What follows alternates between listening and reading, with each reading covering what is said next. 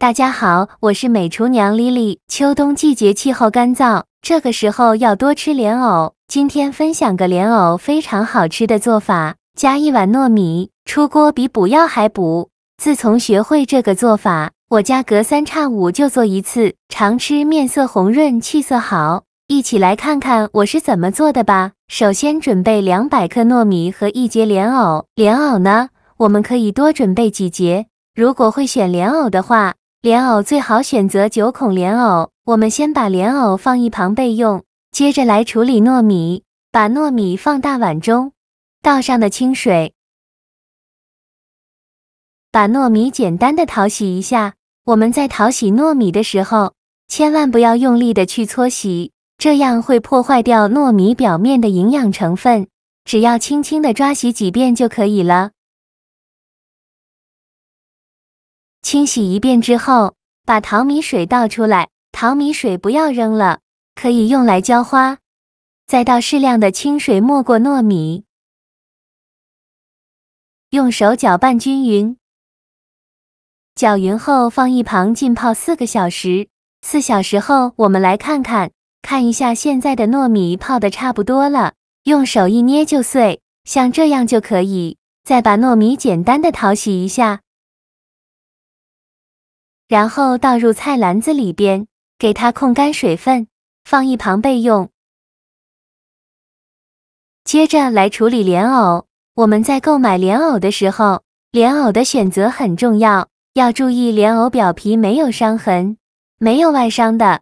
如果有发黑或者是有异味的，就不建议购买了。还有，我们在选择莲藕的时候，一定要选择像这种2头封闭的，因为这样里面莲藕会比较干净。而且做这道美食呢，也需要2头封闭，这样糯米就不会跑出来。我们用刀把2头简单的修一下，记得不要切太多，随便切一点点，像这样子就可以了。再用削皮刀把莲藕皮削掉，因为这个莲藕皮表面有很多的泥沙，很难清洗干净。去皮后再把莲藕简单的清洗一下，然后放到案板上，选择粗的一头，像我这样给它切斜刀，给它切出一个盖，像这样就可以了。先给它放一旁备用。我一共准备了2节莲藕，处理好以后装入盘中，放一旁备用。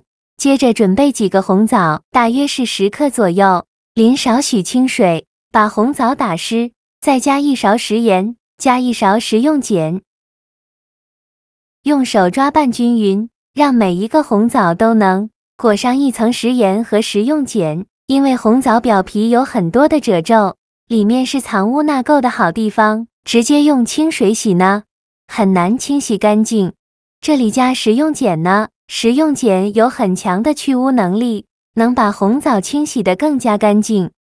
清洗一遍之后，控水捞出，再放另外一盆清水中，给它多清洗几遍，直到把清洗的水变得清澈为止。洗净后控水捞出，放入盘中。再取出一把厨房剪刀，把红枣剪成小块，把枣核去掉。全部处理好以后，放一旁备用。接着准备1块生姜，给它切成薄片。秋冬季节气候寒冷，可以多吃一些生姜，生姜可以驱寒暖胃。切好之后，放入盘中。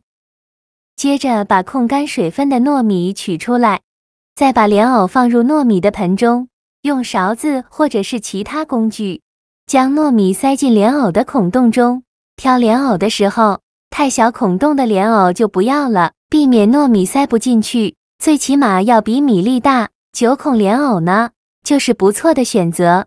把糯米放进来以后，还可以记住筷子捅一捅糯米粒，尽量塞得结实一些。这一步呢，要稍微有点耐心，心急干不了这个活，因为这一步比较漫长，要把糯米一点一点的塞进孔洞里。全部筛好后，再将外面的糯米粒给它处理干净。装满就可以。将切掉的藕顶重新盖回原来的位置，再用牙签扎进来，给它固定好。如果用手按不动的话，可以像我这样用小刀拍一下，这样牙签很容易就插进去了。一定要做到位，防止米粒脱落。剩余的莲藕全部按照这个方式给它做好。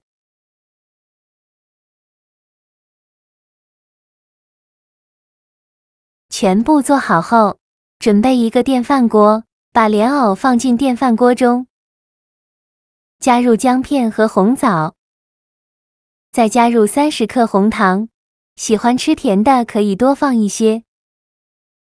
倒入适量的清水没过莲藕，水一次要多加一些。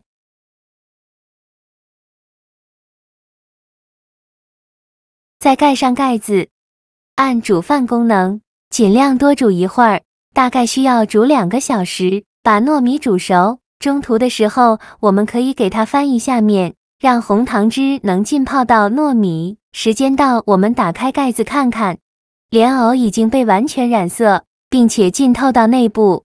此时汤汁也剩余的不多了，一股香甜味迎面而来。这个汤汁呢，我们可以喝掉。如果不喜欢喝汤汁的，我们可以开大火把汤汁收干。像这样说明就已经熟了。再把它取出来，放到案板上，晾至不烫手的时候，给它切成薄片，也不用切得太薄了，厚度约1厘米左右，薄厚要均匀一些。